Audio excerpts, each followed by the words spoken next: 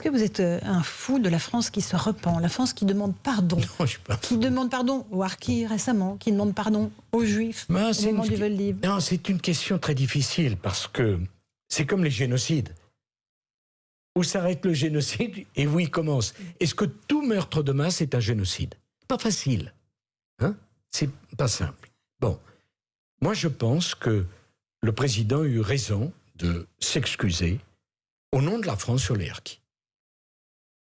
Parce que quand même, on les a laissés tomber. Moi, je suis gaulliste. J'ai toujours été dans la formation politique gaulliste. Franchement, je n'ai pas de leçon à recevoir. Mais, la façon dont on a traité les harkis, c'est une tache sur le drapeau français. La façon dont on n'a pas accueilli les pieds noirs, c'est une tache. C'est vrai. Moi, je pense qu'il a eu raison. J'avais approuvé en son temps Jacques Chirac. Sur le discours du Veldiv. Sur le discours du Veldiv. Parce que quand même, les nations, la rafle du Veldiv, mais qui amène les malheureux juifs?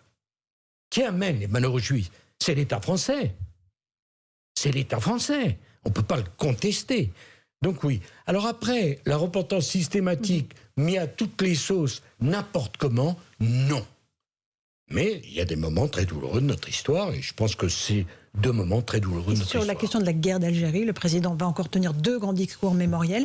Il faut aller plus loin, il faut demander aussi peut-être à l'Algérie, elle aussi, d'émettre quelques regrets. Non, j'avais été en Algérie, et M. Bouteflika, paix à son âme, puisqu'il est mort, m'avait dit « Je voudrais que tu ailles devant le monument de la Révolution », ce qu'on appelle le monument de la Révolution à Alger.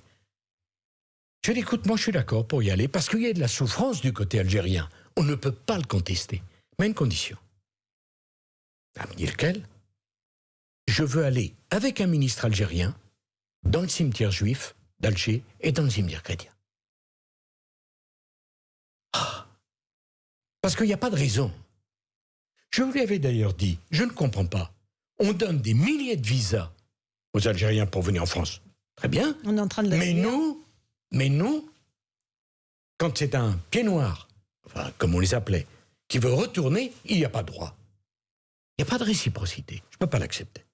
On va faire une petite pause. On se retrouve dans un instant dans Punchline avec vous, Nicolas Sarkozy. Y a-t-il une culture française? Y a-t-il des cultures françaises? On en débat à la lueur de ce livre Promenade aux éditions Herchère. À tout de suite.